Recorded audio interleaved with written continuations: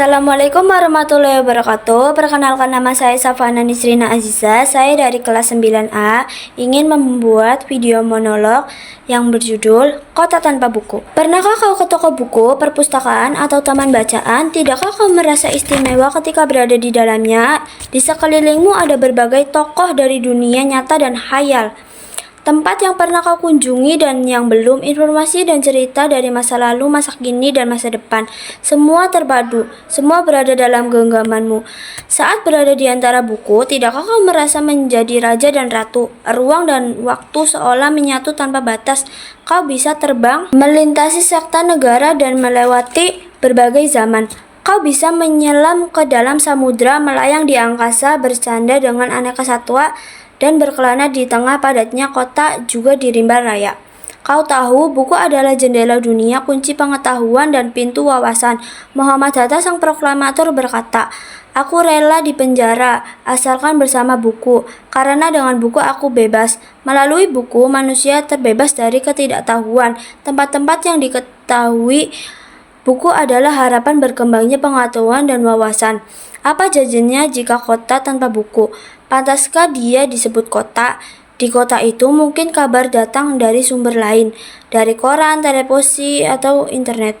Mungkin informasi dan cerita datang dari nenek moyang, bagai dongeng-dongeng sebelum tidur. Irama warganya pun tiada beda. Bangun pagi, berterbaran di muka bumi untuk berbagai keperluan, untuk kembali pulang siang atau sore harinya. Setelah itu mereka berangkat tidur dan memulai lagi hari berikutnya.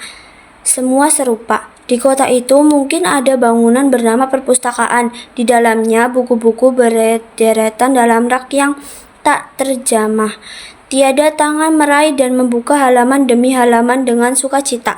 Mungkin juga ada tumpukan buku di sudut-sudut sekolah yang sepi dan berdebu, jarang dikunjungi, jarang dibaca. Buku-buku di sana teronggak tanpa nyawa. Bagaimana dengan kotamu? Mungkin kau tinggal di tengah kota yang megah, atau di gang sempit, di desa terpencil, di sisi pesisir, atau di kaki gunung. Adakah perpustakaan, taman bacaan, atau toko buku di dekat rumahmu?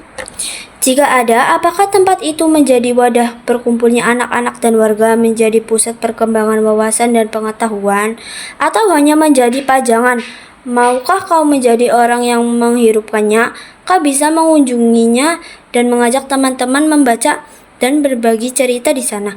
Jadikan tempat itu sumber pengembiraan dan pengetahuan. Jika tempat itu belum ada, maukah kau menjadi orang yang memulai menghadirkannya? Kau bisa memulainya dari sebuah sudut di teras rumahmu. Ajak teman-temanmu memulai langkah baru. Jangan biarkan waktu berlalu tanpa buku.